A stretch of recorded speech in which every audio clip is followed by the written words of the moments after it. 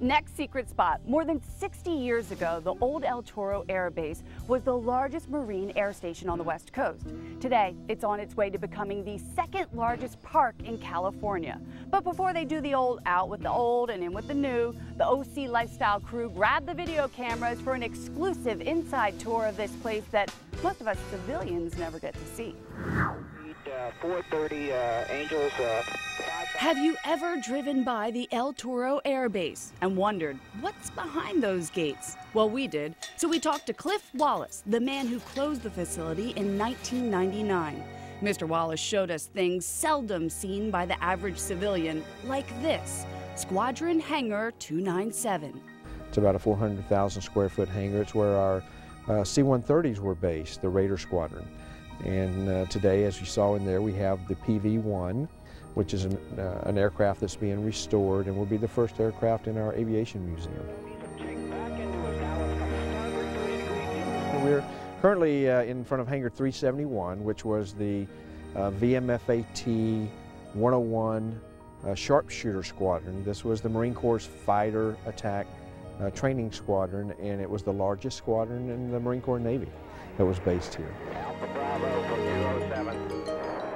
In 2002, a group of Cypress College students, led by Professor Jerry Birchfield, embarked on a mission to visually document the abandoned base. This class experiment eventually grew into the Legacy Project.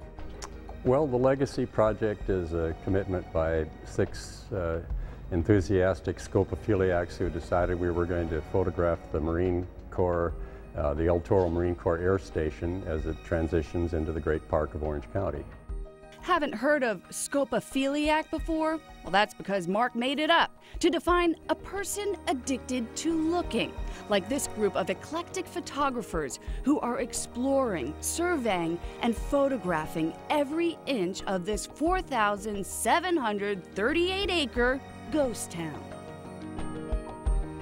The most significant individual project and the most, well, let's say the biggest, was to make what's called the Great Picture, where we made a aircraft hangar, the hangar I happen to be standing in, into a giant camera.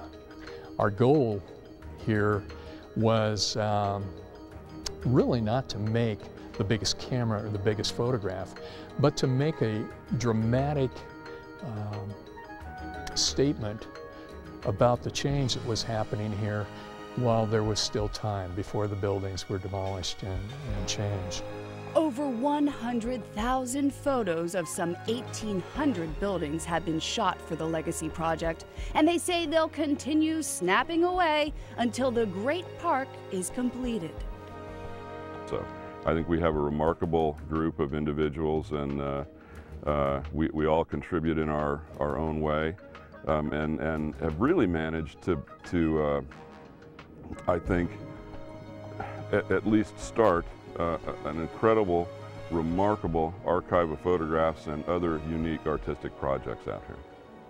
There are certain areas of the base that are still restricted, even to us, like the control tower, still used by the FAA, and an FBI training facility. But Cliff says someday all will be returned to people like you and me for the enjoyment of future generations. Out of all the base closures in the country, what we're doing here is very unique in that we're taking a former military base and we're turning it back over to the public. With the park and more recreational areas in the works, the Great Park will have just about something for everyone. Just give it a little time. Well, it looks a little rough now. You know, during development, it always does, and that's one reason it's not open to the public. But I believe the local community, Orange County as a whole, will be very happy with the results when we're done. You know, I'm still trying to figure out how our producers got us access in there. Guess we got some heavies working around here. And speaking of that, wait till you see the big guns that rolled out on the Coto de Caza golf course. Stick around, that's up next on OC Lifestyle.